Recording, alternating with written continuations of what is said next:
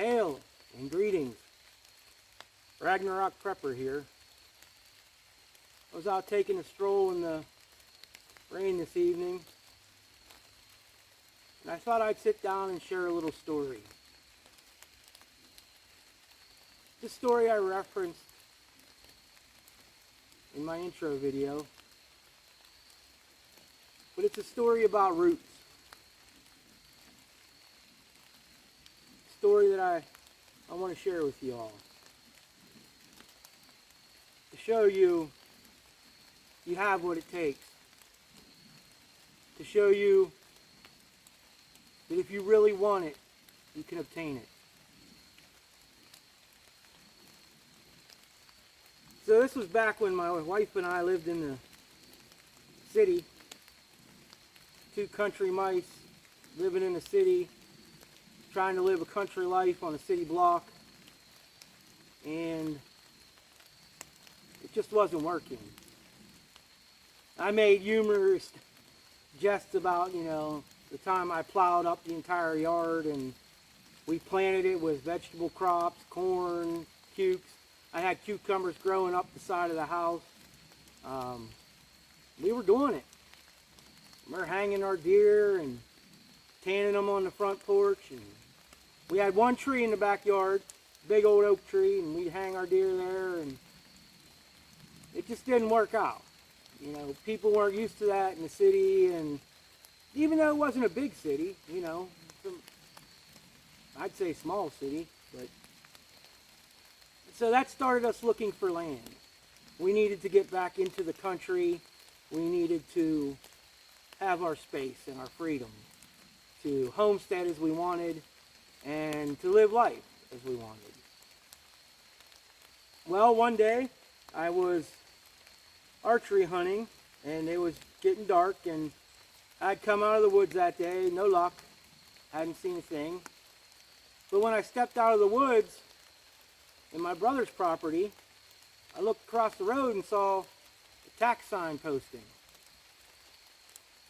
I got all excited. We're looking for land. I know tax sales was a cheaper way to purchase land. It was just as if it was meant to be. So I confiscated the notice, and we sat back and waited. The way it works here, you have a certain date to pay your taxes by, and if they're so far in arrears and they're not paid by that date, it gets put up for auction at the courthouse. So we waited. The date came, went to the courthouse, went to check in that morning, and it wasn't listed on the auction for the day. Apparently someone had paid part of the taxes to keep it out of arrears, and so it wasn't up for auction. So what I did then was take the information and try and find the owner of the property, which wasn't hard to do. Went to the courthouse, checked it for liens and all that good stuff, and got the address of the owner. And we sat and we waited and we talked and we discussed, and we came up with the idea that we would send her a letter telling her what we envisioned with that land, and offer to purchase it from her. So we did that, and then month and a half goes by, and it was right before Thanksgiving, actually like the day before, I believe, and we got a letter in the mail from the owner of the property. And basically, she said that she had no interest in the land, that her son and her daughter had no interest in the land. So she liked what we had envisioned for the land, and she offered to sell it to us for the cost of the taxes. We couldn't believe it. Um, it was out of the blue, a dream come true. So we ended up, getting the paperwork filled out, going and meeting her, getting her signatures, paying off the taxes, filing the deed, all the good stuff that made this land ours. And then we came out to the property, and her son was living here. As far as we knew, and as far as she had known, there was no one living on the property. So that kind of put a wrench in things. But my wife and I discussed it, and we decided that we would offer him the chance to stay here on the property as long as he was okay with what we were going to do with the homestead and the animals and the crops. And, if he pitched in, all the better. So I ended up catching him one day here and filled him in on our plans. And I offered him, the options of you could stay here, just as I had previously said, or you're going to have to leave. It's up to you either way. If you choose to leave, I'll be more than happy to help you move. Well, then I came back a few days later, and no one was here. Came back again in a few days, no one was here. So then I came back the following week, and I asked him if he had thought about our offer. And he said that, he wasn't really familiar with farming or plants or anything like that, so he just didn't think it was going to be a good idea for him to be involved. And I said, well, that's no problem. That's fine. Then I'm going to have to ask you to leave. I said, I'm offering to aid you. I got a truck. I can help whatever I need to do to help you. He's like, all right, well, give me a few days and I'll give you an answer. So once again, the same thing happened. Came back in a few days. He wasn't here. Came back a few more days, he wasn't here. So my wife and I decided to seek legal advice. So we went to a lawyer. The lawyer informed us that, yes, you can't just kick him off. Obviously, you have to serve him an eviction notice, give him 90 days, do everything legal, which we had no problem with. We were like, fine, it's winter now. So we got everything together, paid all the fees, served him the eviction. And of course, when I served it, he wasn't here. So I proceeded to come back every single day and post another notice on his door. Never once did I see him. He could have been here, but I never saw him. He never answered the door again. But the lawyer said everything was done legally. So at the end of 90 days, we came out to the property. He still was no response. So I called the state police. They informed me to go ahead and go in, that the eviction was legal. So we did. We went in. What little things he did have here, we moved into a storage facility.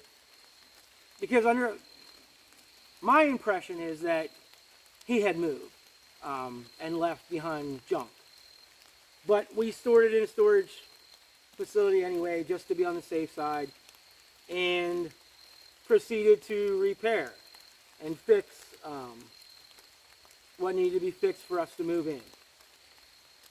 And that took a couple weeks or so, and then we moved everything into the house except a few blankets and whatnot. And it was a Friday, and the girls were all going off to a Girl Scout camp for the weekend. So we figured what we would do is move in on Monday.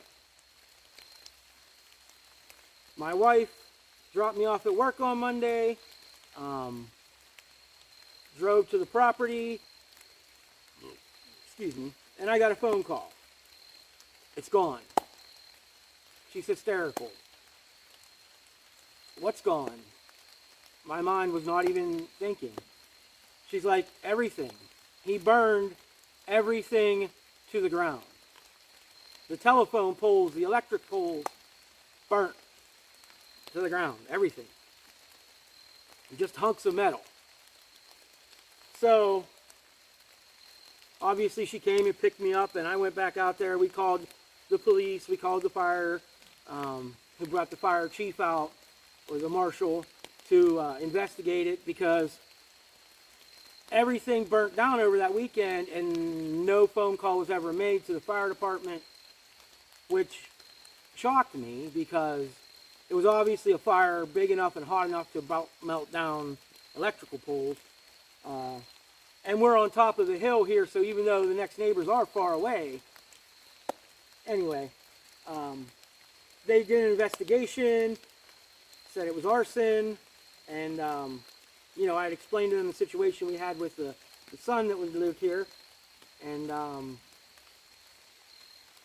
they said that there was nothing they could do about it, that he had checked himself into the mental hospital, and basically they couldn't prosecute him or touch him until he came out of the mental hospital. It was just a big runaround, and it was a devastating blow at the time. The only thing that we salvaged out of the entire place was the barrel of my 12 gauge. Burnt, tore up, but that 12 gauge barrel was still there. Anyway, that brought us to a choice.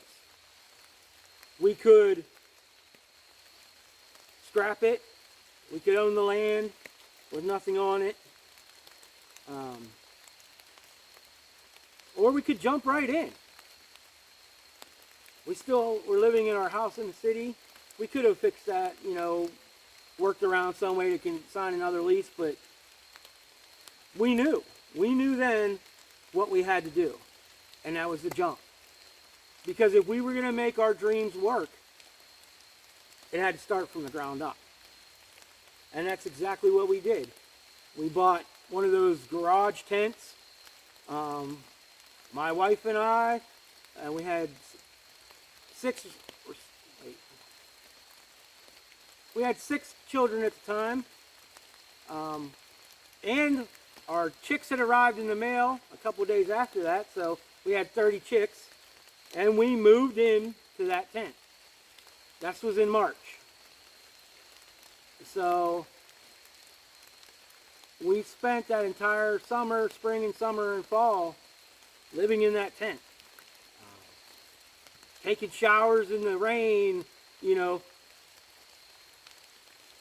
The first thing we did was get the well back up and running. So that way we had a source of water. Eventually we got the electrical pole back up. But that summer, it was just awesome. It was great living on the land in a tent, fire every night, you know, heating up water, cooking our meals over the fire. It was just sheer bliss. And you can ask any of the kids now, you can ask my wife, like, they still will have to say that that is the best summer that we ever had here. But all that may never have happened if we wouldn't have just taken that leap of faith. Trusted in ourselves and our abilities to make it from the ground up. And so many of our friends, they thought we were crazy anyway, you know. They could never do that. We had friends that came out and they would help work with us, and you know, I remember the one lady, she was like, I feel like I'm driving into the Wrong Turn movie. And I'm like, it's not that bad. I mean, well, yeah, we're out in the sticks, but it's nothing like that. At least not in my opinion. I mean, I guess for city folk maybe. But it was just great. I was still teaching at the time, and I was a greenhorn in areas of construction, wiring. Clueless. I'm not even going to lie. I can make things grow. I can't make them go. That's always been my motto. But anyway, one of the aides that helped in my classroom, him and I had gotten to be good friends, and he was a prepper also. but he was more of the purchase as many properties as he could, fixing them up, storing things that way. So he had all the construction knowledge and electrical knowledge that he could teach me and at least guide me to make the right choices. And so there was an old 67 mobile home in the back of the property, all grown over with trees, and it was a wreck.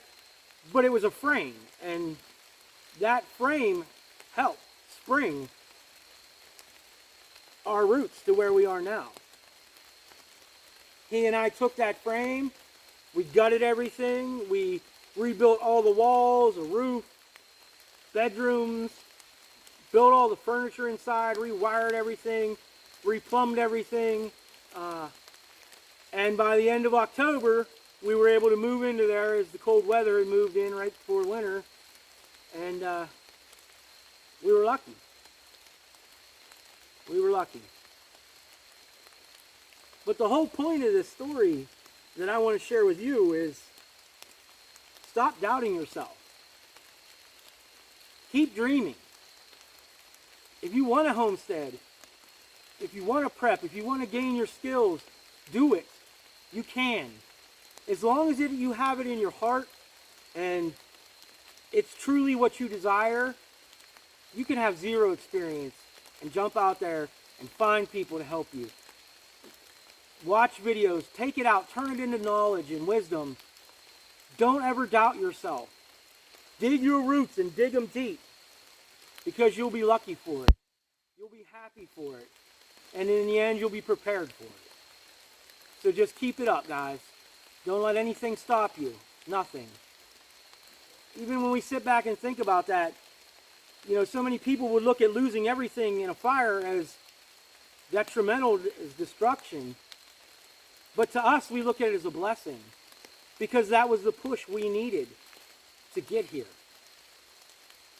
Thank the gods that no one was in the house, that we hadn't spent the weekend there, because we were going to. A little extra protein there. We were going to spend the night there that weekend, but we didn't. So we didn't lose anything that couldn't be replaced. None of our lives were lost in this devastation. And from my understanding of how it was set, it was in the living room, and that's where we would have been sleeping. So we are so thankful that we made the right choices, that those choices led us to here and to where we are today. And if we had to do it all over again, I'm sure that every single one of us would do it in a heartbeat. It's what we needed. It showed us our strength, our resilience. And I know that you all have that in you too. If you're watching these videos, these channels, you have it. You just got to unleash it. Dig your roots deep.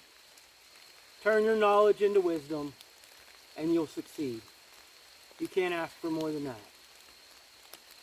But anyway, it's getting kind of dark, kind of wet. So until next we meet, be well.